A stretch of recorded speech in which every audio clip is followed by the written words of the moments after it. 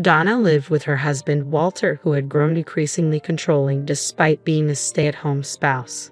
While Donna worked hard to provide for them, Walter managed the household, a setup meant to foster stability. Yet, his domineering nature undermined her efforts, making her feel as though her contributions were insignificant.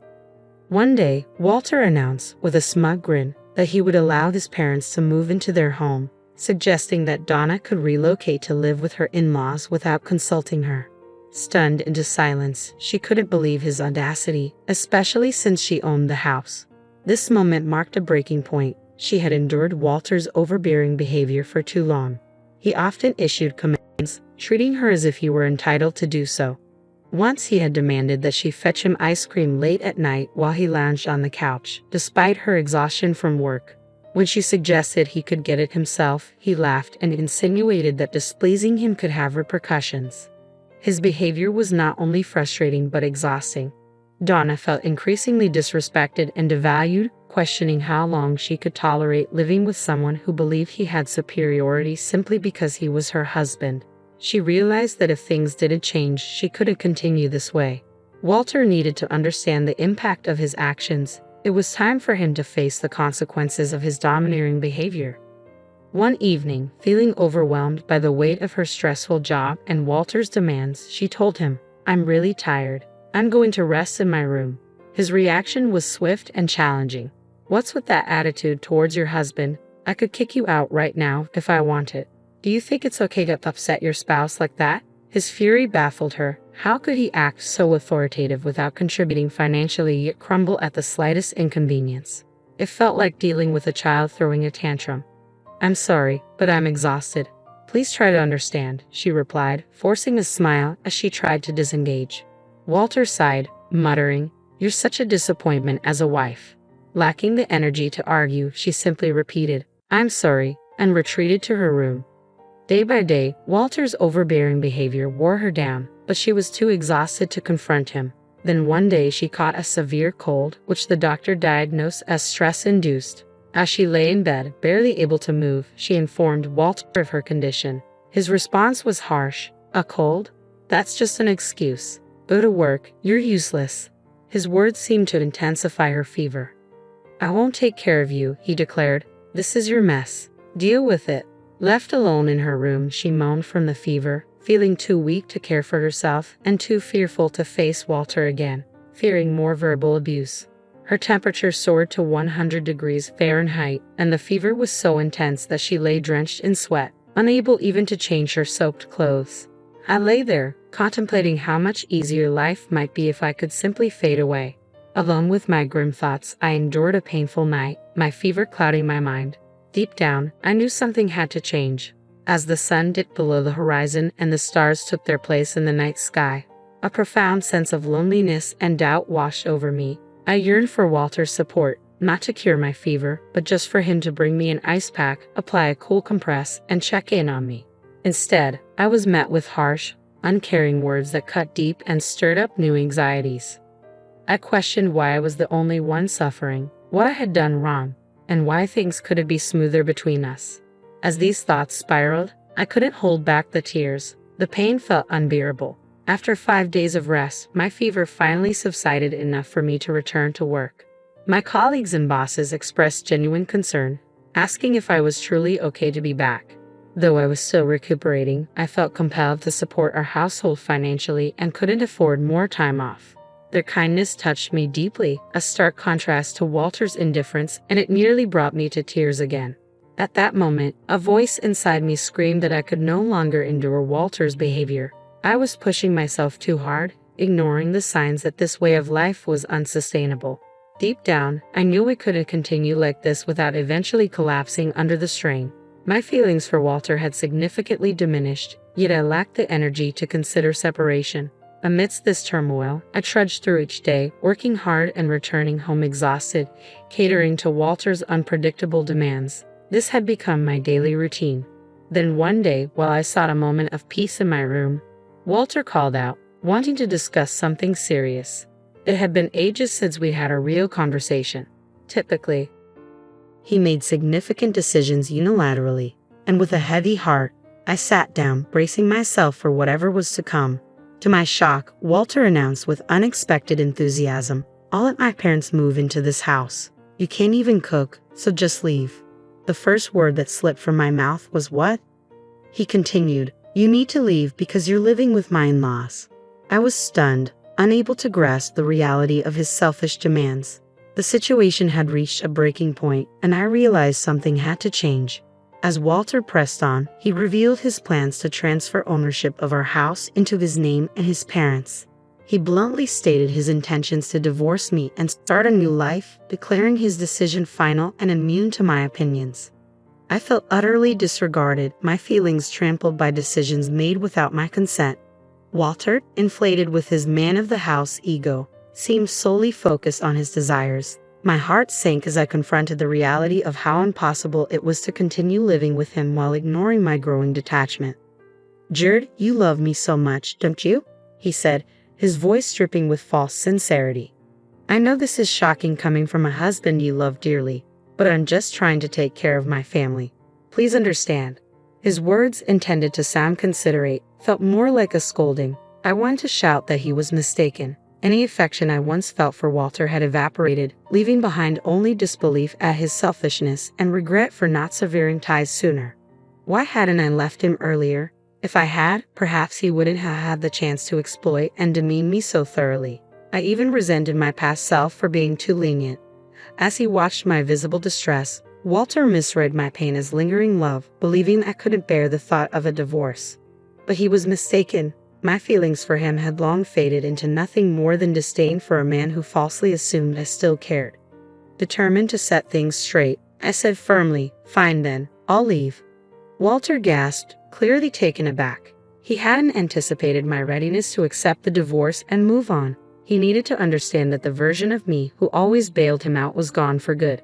From now on, whatever happened to Walter would be his burden to bear alone because our relationship was over.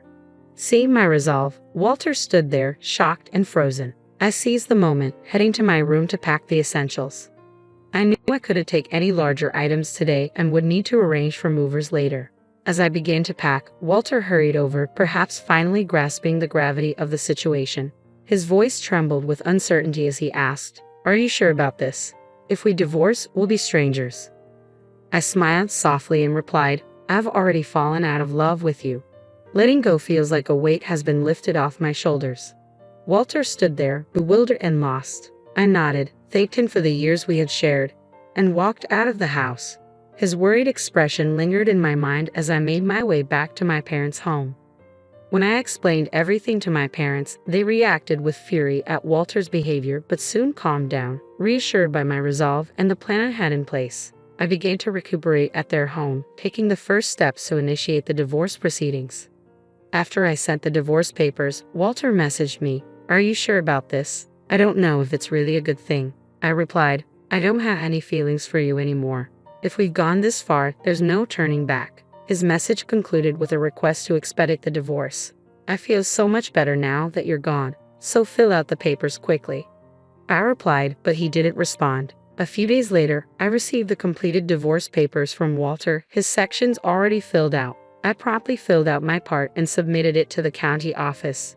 Just like that, Walter and I were officially divorced. During the proceedings, we divided our assets. Walter insisted on keeping the house, so I transferred ownership to him and chose to move on. The house had never truly felt like home. It was more of a burden. Instead, I sought alimony from Walter. Walter's parents initially covered his expenses since he wasn't working, but he was now job hunting, likely planning to repay them once he found employment. However, as is often the case, reality doesn't always align with plans. A month after the divorce was finalized, I had moved out of my parents' home into a new place, enjoying a more peaceful life. Then I received a call from Walter. Honestly, it was annoying. I could guess why he was reaching out. Ignoring him might lead to more complications, so I knew I had to address it sooner or later for the sake of my future. I answered the phone with a firm, "Hello, what do you want?" I was completely fed up and wanted him to get straight to the point. Reluctantly, I listened as he pleaded, "Please help me." His desperate tone made me chuckle. Walter was clearly in a tough spot, and while part of me felt distant, another part was mildly amused by the irony of his desperation. His call caught me off guard. I hadn't expected things to deteriorate so quickly. "What's going on? You need to tell me the whole story," I replied, half amused by the situation. I suspected why Walter might be struggling, but I wanted him to lay it all out himself. With a hesitant voice, stumbling over his words, Walter began to explain. He had taken over the house after our divorce and managed fine for a month. However, he now faced a rent payment he couldn't meet due to his unemployment. Desperate, he had asked my former in-laws for help, but the rent was much steeper than anyone anticipated, about $2,500, a sum they couldn't afford on their fixed income. My former in-laws were livid, accusing him of misleading them. "This isn't what we agreed to," they insisted, placing the blame squarely on Walter. Feeling lost and unsure, he called me, nearly in tears. "I didn't realize the rent would be so high. The place is a mess now. What are you going to do about it?" Frustrated and overwhelmed, Walter was now trying to pin the blame on me. I hadn't discussed the specifics of the rent before our separation, but it was Walter's folly to assume responsibility for the house without grasping the financial commitments involved. He had pushed me away, treating me like an outsider, and now he was facing the consequences of his decisions. Despite this, he seemed unable to accept responsibility and reached out to me for help. I couldn't help but sigh at his audacity. Ignoring the strain in his voice, Walter continued urgently, "Please, I need your help. We can't keep going like this. I need you." His desperation was palpable.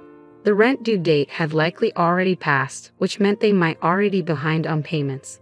The landlord of that house was known for being temperamental and strict about deadlines. I recalled the warnings I had received while living there. Never be late with the rent. Missing a payment could lead to serious repercussions. Walter, having met the landlord a few times, knew exactly how intimidating they could be. When Walter called me, pleading for assistance, he said, "Please just cover the rent for 1 month. I don't have anyone else to turn to. You still care about me, right? If someone you care about is in trouble, you should help them out." His tone was still self-centered, as if he hadn't changed at all. I wanted to tell him that my feelings for him had long since faded, but instead, I held back and replied coldly, "I'm sorry, but I don't have any obligation to help you. You were the one who cut me off. And now you expect me to assist you when it's convenient for you? That's not fair." Walter tried to defend himself. "Please don't be so cold. I really can't handle this alone. Whether you still love me or not doesn't matter now. We were married once, right? Can't you help me out just this once?" "No," I responded firmly. "You were the one who left me. Even before that, my feelings for you had already cooled. It's been a long time since I stopped loving you." Hearing the dejection in his voice, he said, "I can't believe it." His words struck a deep chord within me. For so long, I had endured everything, even when Walter was selfish, took me for granted, or mistreated me, especially when I was sick. I had stayed by his side, hoping to salvage our marriage. I had worked tirelessly for the life we built, yet this was the outcome. Why hadn't I left sooner, when my love for him faded? Why hadn't I distanced myself earlier? Regrets flooded in, mingling with the anger I felt toward him. Walter never truly faced me. He never showed real concern, never protected me, and never embraced the idea of navigating life together as a team. All this time, he treated me like a maid, a mere money-making machine.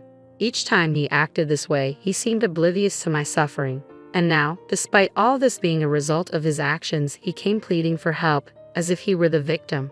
His self-centered attitude was repelling. "Please help me. I'm begging you. What about getting married again? Let's start over properly this time. I promise I'll never push you away again," he proposed desperately. I felt a mix of incredulity and annoyance. How could he think a simple plea for help could erase the years of neglect and misunderstanding? His desperation was evident, but so was my clarity in deciding not to fall back into the same pattern. I had moved on, and it was time for Walter to do the same. I chuckled bitterly at his desperate suggestion. "Are you kidding me? All of this is a result of your actions. I've been trying to find peace in my own way for a long time. I kept hoping you would face reality. And now you want me to start over with you, pretending none of this ever happened? Do you expect me to return to those miserable days?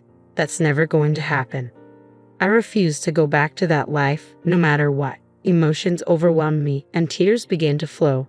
I couldn't tell if they were from anger or sadness. Walter remained silent on the other end, having nothing to say in response to my words. Unable to continue the conversation, I simply said goodbye and hung up. Walter didn't call back, and to avoid hearing his voice ever again, I blocked his number.